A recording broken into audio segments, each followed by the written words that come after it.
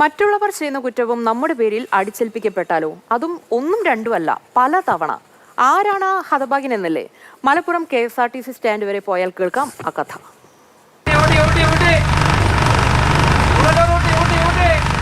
ഈ മാതൃഭൂമിക്കാർ എന്തിനോന്തോ ഇങ്ങോട്ട് വരുന്നത്? ഒരു ജപ്തി കഴിഞ്ഞിട്ട് ഇപ്പോൾ ഇറങ്ങിയതേ ഉള്ളൂ. ഇനി എന്തെന്നാവോ അടുത്ത്? ഡ്രൈവറെ, ആ കഥ അങ്ങോട്ട് പറഞ്ഞു കൊടുക്കി. ഈ ബസ്സായിട്ട് കേസുകളൊന്നും ഉണ്ടാക്കിയിട്ടില്ല. അപകടങ്ങളും കുറവാണ്. മറ്റ് ബസ്സുകൾ അപകടം ഉണ്ടാക്കുന്നു, അതിന് നഷ്ടപരിഹാര തുക കൊടുക്കാനായിട്ട് ഈ ബസ് ജപ്തി ചെയ്യുന്നു. ഇതാണ് സംഭവിക്കുന്നത്. കൗതുകമല്ല, ഞങ്ങൾക്ക് ശീലമായി. ഇപ്പോൾ ഇതൊക്കെ ശീലമായി. പക്ഷെ നമ്മളെ ബസ്സുകൾ കൊണ്ടുപോയിട്ട് യാത്രക്കാർ ബുദ്ധിമുട്ടിക്കണില്ല. യൂസഫ്ക, ഇങ്ങായിട്ട് ഓർക്കണ്ട. മലപ്പുറത്ത് ഏക ഇൻഡസ്ട്രേറ്റ് വണ്ടി ആയത് കാരണമാണെന്ന് തോന്നുന്നു ഇത് പെറ്റടിക്കുന്നത്. അത്രയും വരുമാനമുണ്ട്. കളക്ഷനിൽ മുൻപന്തിയിൽ നിൽക്കുന്ന ഒരു സർവീസാണിത്. എന്നാലും നിങ്ങൊന്നൊന്ന് ആലോചിച്ച് നോക്കിയേ. 2008 പാലക്കാടുള്ള ബസ് തട്ടി ഒരാൾ മരിച്ചു.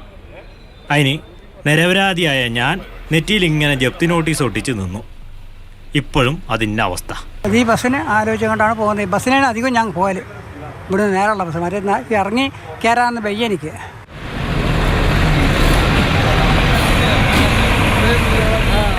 ഇവരുണ്ടാ? എന്നാലേ ഞാൻ നൂട്ടി വരെ പോയിട്ട് വരാം. പോയി വരുമ്പോഴേക്ക് അടുത്ത നോട്ടീസ് വരുമെന്ന് പടച്ചോനറിയാം. Reporter Arun Amrithanath, cameraman Prajesh Kumar. പറ്റിയ ചങ്ങായി വരണേ. മാതൃഭൂമി ന്യൂസ്, മലപ്പുറം.